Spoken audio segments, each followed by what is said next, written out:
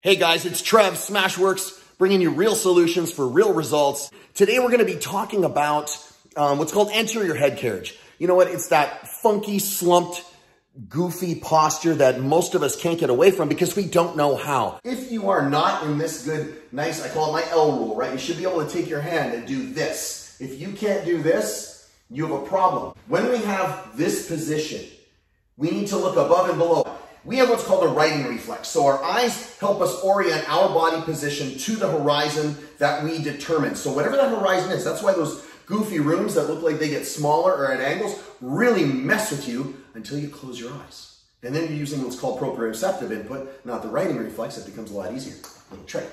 So if we look at the thoracic spine, for example, if the thoracic spine rounds forward, we get that hyperkyphotic curve, right? Like this.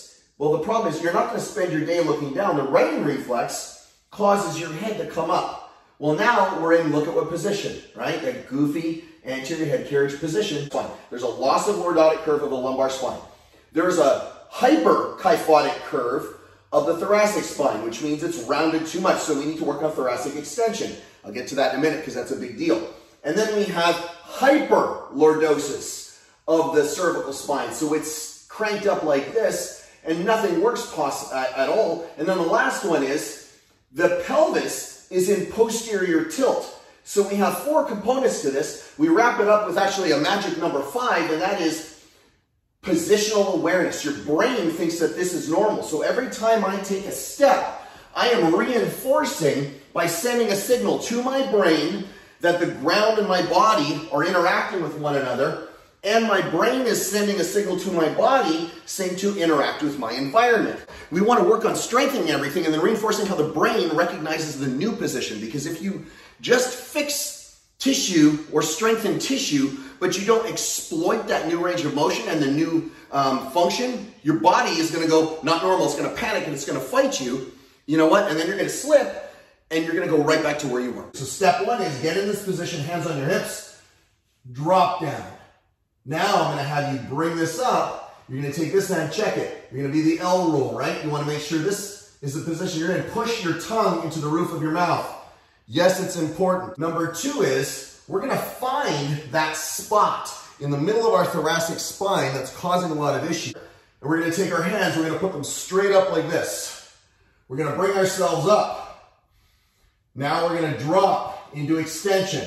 We're going to squeeze our shoulder blades into the bench. So, extension, squeeze into the bench, head up, hold this position, 2 minutes. Number 3 is, we're going to let ourselves drop into hyperextension, but we're going to push our shoulder blades back into the bench again. We're going to bring our head up, and then we're going to bring our arms all the way overhead. I want you like this. You should feel the back of your traps. Drop yourself in to get into that hyperextended lordotic, that hyperlordotic lumbar spine position. We're going to hold this straight overhead. We're going to bring our head all the way over.